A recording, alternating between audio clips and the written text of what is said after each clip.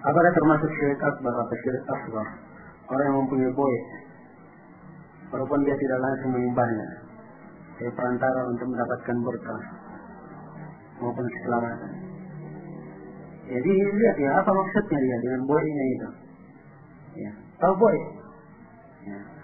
Ini hanya dikenal di orang Malaysia ya. Buaya itu kayak tempat apa gitu, disimpan di atas rumah atau di mana? Ya. Biasanya mereka bilang ada yang tinggal di situ, jinnya atau siapa. Itu yang disebut buaya, jinnya. Ya. Kalian diperlakukan seperti anak bayi atau semisal dengan itu. Nah, lihat maksudnya. Kalau bentuknya adalah apa? Dia hanya menganggapnya sebagai sebab. Ya. Maka itu adalah syirik asghar. Jadi kalau dia masuk dalam bentuk keyakinan, ada takut, rasa khauf sirri dalam dirinya, seakan-akan dia mendapatkan musibah yang maha besar kalau tidak ada. Ya. Maka ini adalah jatuh dalam syirik akbar.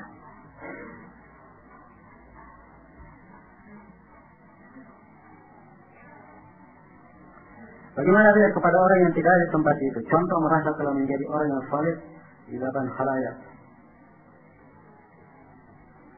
Dan maksudnya dia sendiri, tapi tidak ada orang begitu. Seakan-akan banyak orang, saya sudah saleh begitu. Ya, pada ini yang dia maksud. Nah, ya sepanjang ada di dalam hatinya, ingin perasaan dilihat, walaupun tidak ada orang di tempat tersebut, maka itu masuk dari bentuk ria. Sebab kaitannya ria ini dengan amalan hati. Sepanjang di hatinya ada seperti itu, iya terhitung ya. Sebagai hal yang mengurangi, ya, tauhidnya.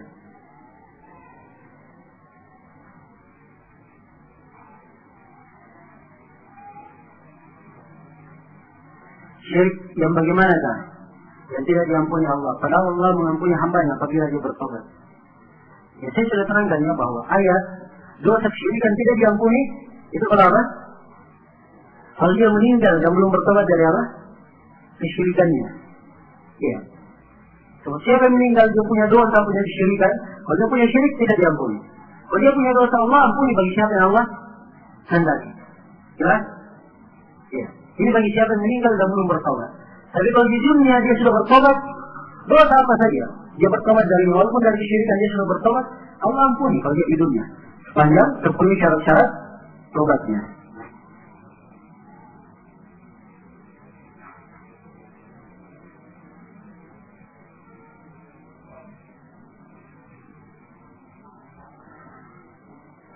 Bagaimana kiat agar terbebas dari syirik asghar dan ria? Nah ini yang kita bahas tadi. Ya. Kemana tadi di umlahan? Jadi saya ingatkan kembali untuk kiat agar supaya terhindar. Yang pertama, seorang mengenal syirik itu apa. Kemudian yang kedua, dia harus kenal bentuk-bentuk kesyirikan itu apa. Ya. Jadi jangan jatuh di dalamnya.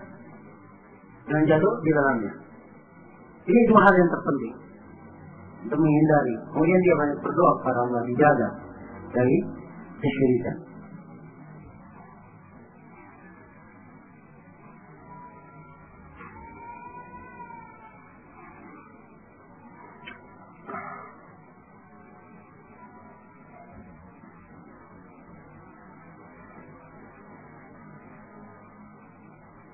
Apa hukum takut kepada syaitan? Dalam hal syaitan itu sanggup melakukannya. Bagaimana caranya takut kepada syaitan? Maksudnya takut kepada jin maksudnya. Ya, jin bagian dari syaitan. Nah harusnya rasa takut yang seperti itu boleh ada di dalam hati seorang hamba. Ya. Kalau dia ada harusnya dia cegah, dia larang. Kalau dia adalah alam lalu, kita tidak tahu. Ya. Kalau dia terbayang ada rasa takut, rasa ini diwarnai, maka ini akan membahayakan dirinya. Ya.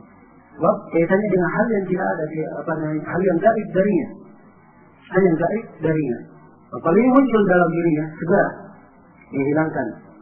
Dia mengingat bahwa dia dilihat oleh Allah Subhanahu wa ta'ala. Dia banyak berpikir ya, kepada Allah Subhanahu wa ta'ala.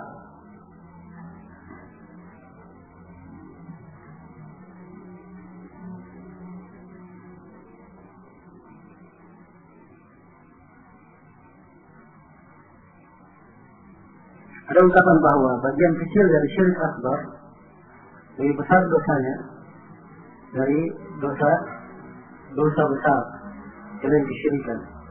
Apa ungkapan ini benar? Nah, jangan dikembangkan ya seperti ini. Sebab ini masuk kepada kedetailan ilmu. Dan saya tidak sarankan kepada ikhwan yang masuk ke dalam hal-hal yang seperti ini.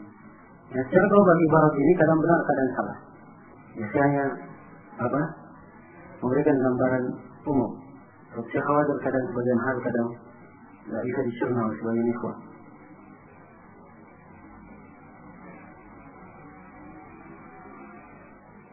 Apa hukumnya suami ucapkan kasih sayang kepada istri dalam keadaan marah? Ini hukumnya ke mahkamah sana, ke KUA. Ya. Tanya ke sana, apa masalahnya, ceritakan bagaimana kasusnya, apa yang terjadi nanti diterangkan, jatuh talak apa tidak.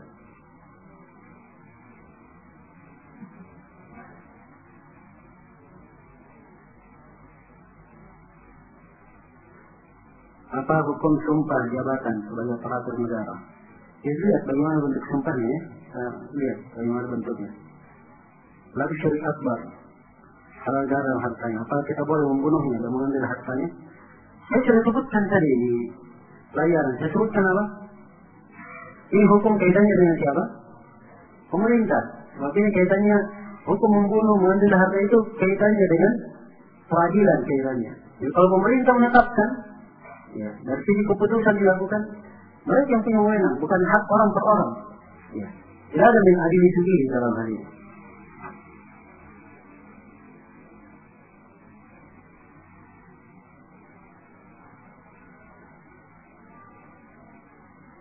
Ada orang yang luka parah di lengan, kemudian berobat kepada tabib dan cuma diusap, seketika langsung sembuh. Kalau begitu siapa yang menyembuhkannya? Ya. Kok tanya siapa yang menyembuhkan? Yang menyembuhkan itu adalah Allah.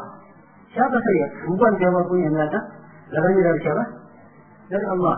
Wa idza maridtu fa huwa yashfin. Kalau saya sakit, maka dia adalah Allah yang menyembuhkan saya. Ya, ini harus diyakini oleh seorang hamba. Tapi ini si tabib ini, siapa tabib ini? Lihat dulu.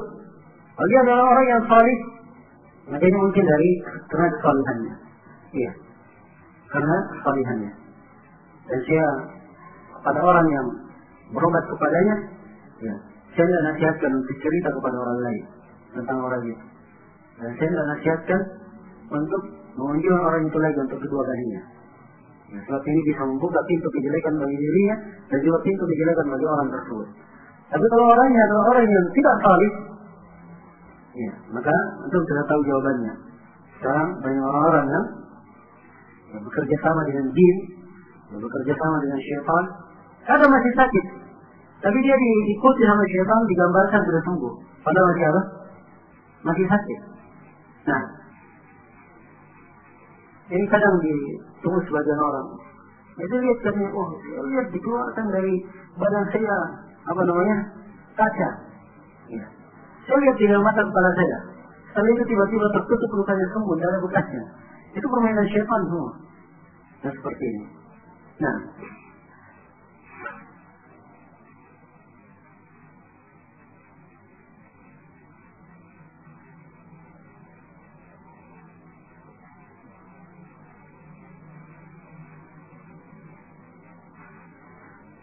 ada seorang yang memusuhi ibunya karena ibunya melakukan perbuatan yang menurutnya kesyirikan dan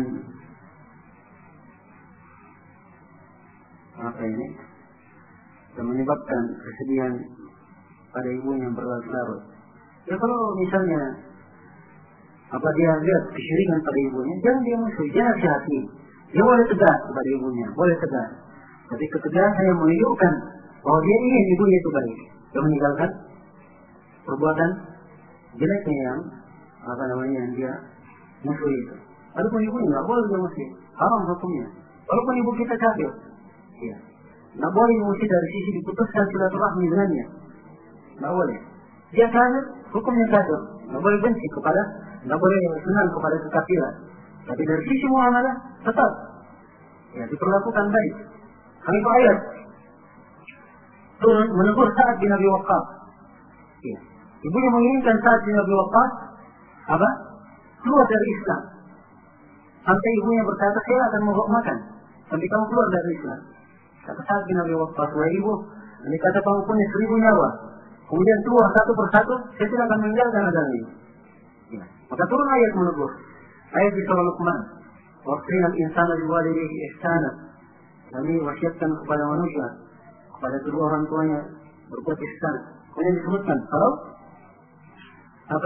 diperintah oleh keduanya berbuat yang kesyirikan, maka jangan diketahui padahal itu hukuman. Ya. Wa sahibuhuma bil ma'ruf, diperintah untuk mempergauli mereka dengan hal yang ma'ruf. Jelas sampai sini? Ya. Maka pasti seorang para ibunya lebih bersemangat, ya, menunjukkan akhlak yang baik, ya. Menunjukkan akhlak yang baik dan mendakwakan dengan hikmah.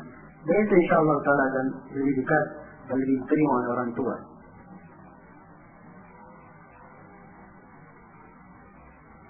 Jika kita lupa syirik yang pernah kita lakukan di masa lalu, bolehkah kita bertobat secara umum dengan istighfar, tahajud sering, mungkin sesering mungkin dalam berzikir? Apakah harus ada salat tobat khusus? Ya, kalau dia tahu dirinya pernah berbuat kesyirikan, maka apa yang dia ingat, dia bertobat seluruhnya secara khusus dengan tersebut. Kalau tidak, maka dia tobat secara umum dengan tobat nasuha. Lalu bentuk kesyirikan tidak akan dia dekati dan dia sekali seluruhnya, dia bersungguh-sungguh di dalam dirinya tidak akan melakukannya. Maka insyaallah taala itu sudah syar dari sisi tobat. Ada masalah tobat, hukumnya sunnah. Kalau dia ingin lakukan, tidak ada masalah.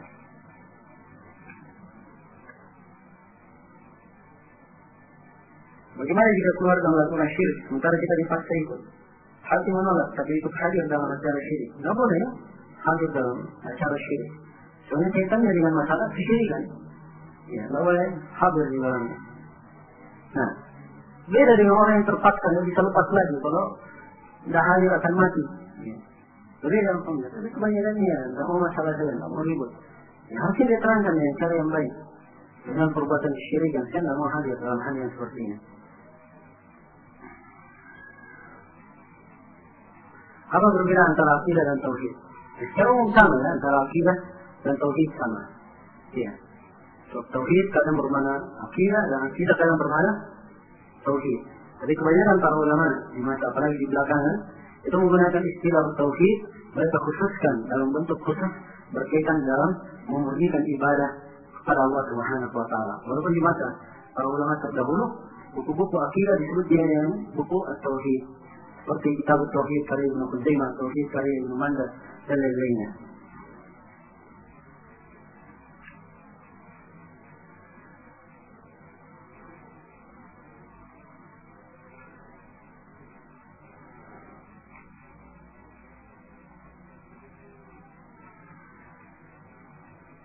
Apakah pelaku syirik akbar akan kekal di dalam neraka walaupun dia umat Nabi Muhammad? Padahal ada dalil mengatakan bahwa umat yang paling pertama meninggalkan kakinya di surga adalah umat Nabi Muhammad. Tidak bertentangan ya? Ya, dalil itu bagi umat Nabi Muhammad yang bertauhid, yang tidak berbuat syirik akbar.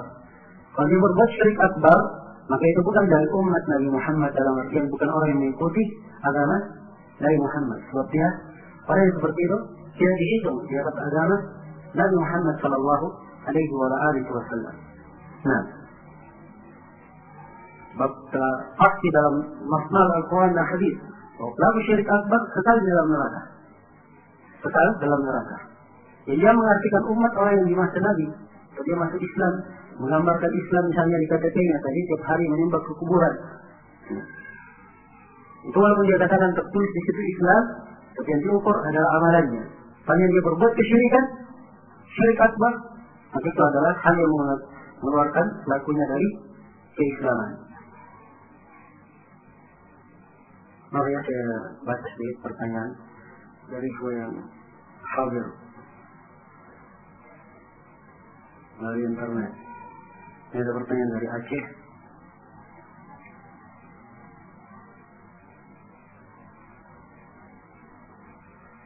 Apakah mengikuti pemilu dari dalam pemerintah dapat merusak keimanan terhadap hukum Allah? Walaupun sikap dia tersebut tidak dibarengi dengan penghalalan atau akan pemilu atau demonstrasi.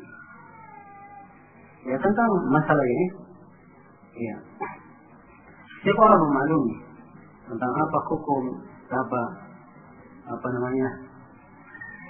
dasar seorang ikut di dalamnya atau tidak. Ya. Semua orang paham akan hal ini. Maka ketika dia paham apa hukum yang berkaitan dengan masalah, ya, dia kembali kepada dirinya. Bagaimana dia menerapkan hal itu kepada dirinya dan bagaimana tanggung jawabnya dalam mengamalkan ilmu yang dia ketahui. Nah,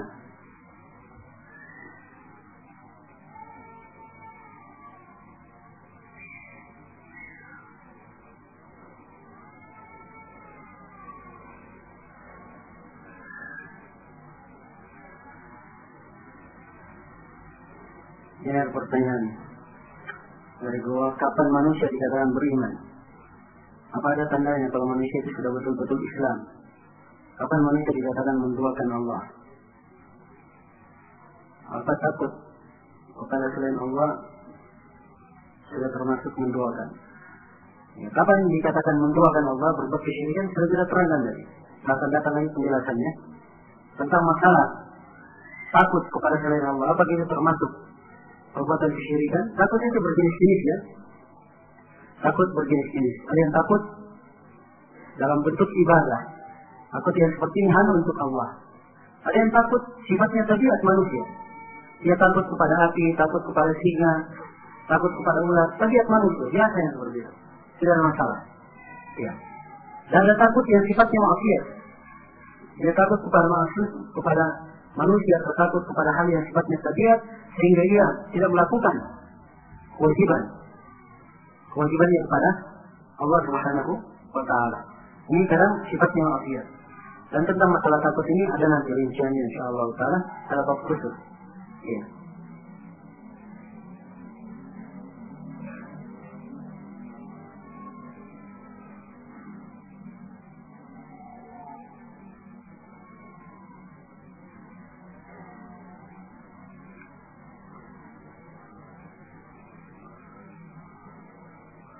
Ini ada pertanyaan dari Bandung. Apakah syirik akbar mutlak lebih besar dari dosa besar?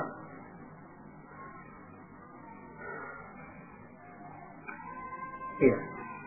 Saya sudah terangkan tadi bahwa di dalam masalah ini, ya, di dalam masalah ini terdapat rincian-rincian yang hendaknya dipahami. Ya.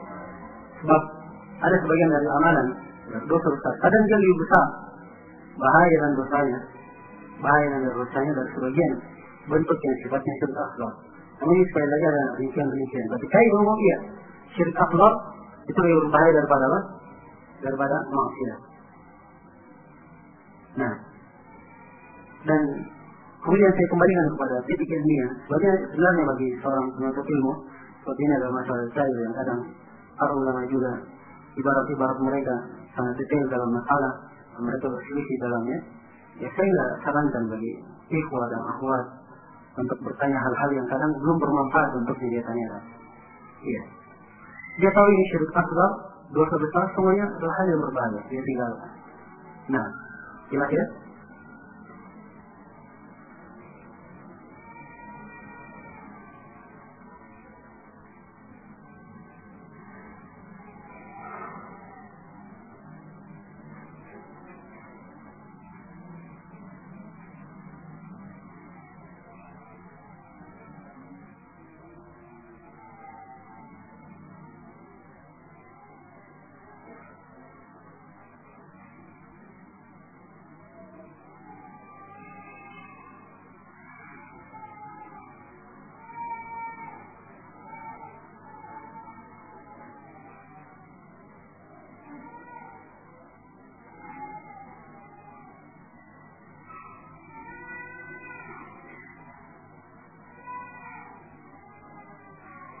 Waktu saya SMP SMA pernah belajar bela diri tenaga dalam 15 tahun yang lalu dan menjalani ritual-ritual tertentu.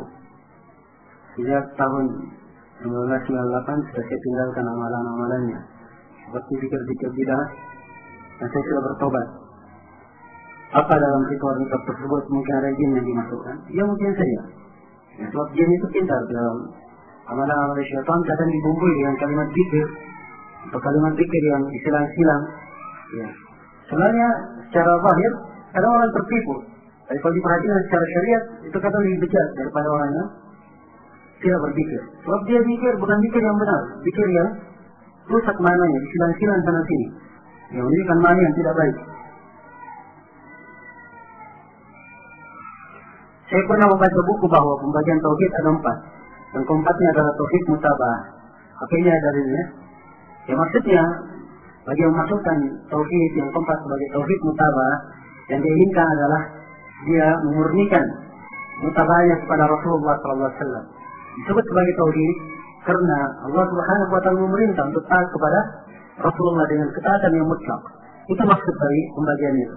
Dan masalah dibagi menjadi 4, dimasukkan itu yang keempat, ya, untuk menunjukkan pentingnya atau tidak dimasukkan, itu adalah hal yang tidak terlalu bermasalah, tidak terlalu penting di dalam hal ini. Walaupun saya tahu ada sebagian para ulama yang memasukkannya, tapi kebanyakan para ulama tidak memasukkan. Ya. Baik, karena waktu sudah selesai, insyaallah taala kita lanjutkan pada pertemuan yang akan datang. Subhanakallahumma wa bihamdika, asyhadu an la ilaha illa anta, astaghfiruka wa atubu ilaik. Walhamdulillahirabbil alamin. Assalamualaikum warahmatullahi wabarakatuh.